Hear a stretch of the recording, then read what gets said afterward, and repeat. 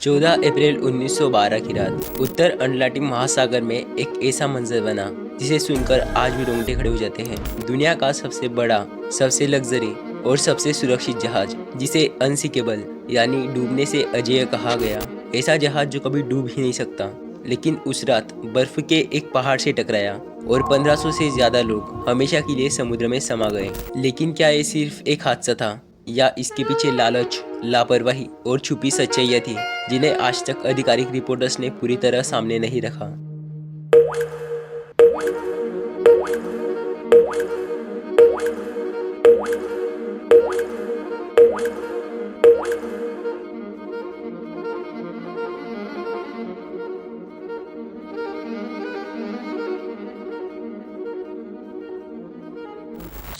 भाग 1, टाइटैनिक का सपना। 20वीं सदी की शुरुआत में दुनिया के जहाज बनाने के सपने आसमान छू रहे थे। उस दौर में इंग्लैंड की व्हाइट स्टार लाइन कंपनी यात्री जहाजों की रेस में अपने प्रतिस्पर्धी कनर्ड लाइन से पीछे थी। 1907 में कंपनी के मालिक जे ब्रूस इज़मे ने ऐलान किया, हम दुनिया का सबसे बड़ा, सबसे लग्जरी जहाज बनाएंगे, ऐसा जहाज जो कभी डूब ही नहीं सकता। इस ड्रीम प्रोजेक्ट का नाम रखा गया RMS टाइटैनिक। RMS का मतलब था रॉयल मेल शिप, क्योंकि ये सिर्फ यात्रियों को नहीं बल्कि ब्रिटिश सरकार की आधिकारिक डाक भी लेकर चलने वाला था।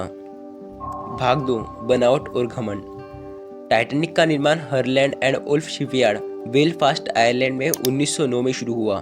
लंबाई 882 फीट, लगभग 3 फुटबॉल मैदान जितनी, वजन 46,000 टन और इसमें 16 वाटर टाइट कंपार्टमेंट्स थे, जिनके बारे में दावा किया गया कि अगर इनमें से 4 भी पानी से भर जाए तो भी जहाज तैरता रहेगा। लग्जरी की बात करें तो फर्स्ट क्लास के यात्रियों के लिए swimming pool, gym, library, restaurant और भव्य सीढ़ियाँ। खाने में रोजाना 13 कोर्स का डिनर, सिल्वर कटलरी और बढ़िया वाइन। यहाँ तक कि जहाज के पालतू कुत्तों के लिए भी केबिन थे। लेकिन असली गर्व का बिंदु था अनसिंकेबल, डूबने से अजेय। अखबारों और प्रमोशन में इसे ऐसे पेश किया गया जैसे समुद्र भी इसे डुबा नहीं सकता। भाग 3, पहली और आखिरी यात्रा। 10 अप्रैल 1912 सुबह 9:30 पर टाइटैनिक ने इंग्लैंड के साउथ एम्पटन से अपनी पहली यात्रा शुरू की। रूट था साउथ एम्पटन से फ्रांस के शेरबर्ग, वहां से आयरलैंड के क्वींसटाउन और वहां से होते हुए USA के न्यूयॉर्क की ओर। कुल यात्री लगभग 2224 लोग थे।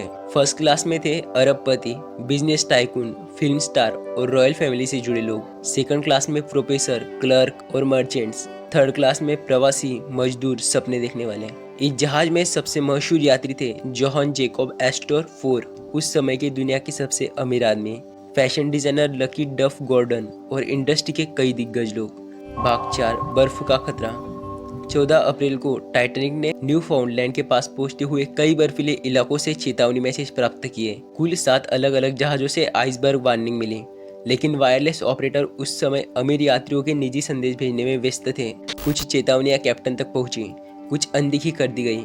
रात 11:40 बजे निगरानी पर खड़े फेडरिक फ्लेट ने अचानक देखा आइसबर्ग राइट अहेड। कप्तान ने तुरंत मोड़ने और इंजन को रिवर्स करने का आदेश दिया, लेकिन तब तक देर हो चुकी थी। जहाज का दाहिना हिस्सा बर्फ के पहाड़ से टकरा गया। भाग 5, टक्कर और मौत का सन्नाटा। आइसबर्ग ने टाइटैनिक के 5 कंपार्टमेंट्स को फाड़ दिया। डिजाइन सिर्फ 4 तक पानी सह सकता था। 2 घंटे 40 मिनट के भीतर जहाज डूबने वाला था। लेकिन असली त्रासदी सिर्फ आइसबर्ग नहीं थी। टाइटैनिक पर 2224 यात्रियों के लिए केवल 20 लाइफ बोट्स थी, जो सिर्फ 1178 लोगों को बचा सकती थी। कई लाइफ बोट्स आधी खाली छोड़ी गई क्योंकि फर्स्ट क्लास के यात्रियों को प्राथमिकता दी गई। रात 12 बजे कप्तान ने आदेश दिया, women and children first. Third class के यात्रियों को डेक तक आने में देर हुई क्योंकि लोहे के गेट और गार्ड ने रास्ता रोके रखा। ये फैक्ट आज भी सबसे विवादित है। भाग 6, आखिरी पल। रात 2:18 पर टाइटैनिक का पिछला हिस्सा ऊपर उठ गया और फिर बीच से टूट गया। पानी का टेम्परेचर था -2 अंश सेल्सियस। इतना ठंडा पानी कि 15 मिनट में इंसान की जान ले लें। कई लोग पानी में कूदे, कई जहाज के साथ डूब गए।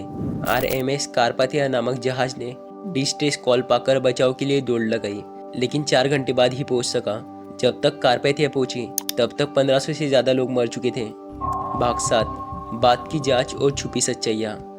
आधिकारिक जांच ने इसे मानव त्रुटि और प्रकृति का सम्मिलित परिणाम बताया, लेकिन कुछ शोध कहते हैं टाइटैनिक की स्टील की क्वालिटी इतनी लो थी कि आइसबर्ग के टकराने पर आसानी से फट गई। वायरलेस चेतावनियों की अनदेखी और जहाज की तेज रफ्तार बड़े कारण थे। कुछ थ्योरी ये भी कहती है टाइटैनिक के बजाय उसकी जुड़वा वहन जहाज ओलंपिक को डुबाया गया बीमा घोटाले के लिए। भाग 8 इंसानी सबक। टाइटैनिक का मलबा 1985 में डॉक्टर रॉबर्ट बलार्ड ने खोजा। आज ये समुद्र की गहराई में एक ठंडी अंधेरी कब्र है जो याद दिलाती है तकनीकी कितनी भी आगे बढ़ जाए प्रकृति से बड़ा कोई नहीं और इंसानी घमंडी अक्सर सबसे बड़ा आइसबर्ग होता है।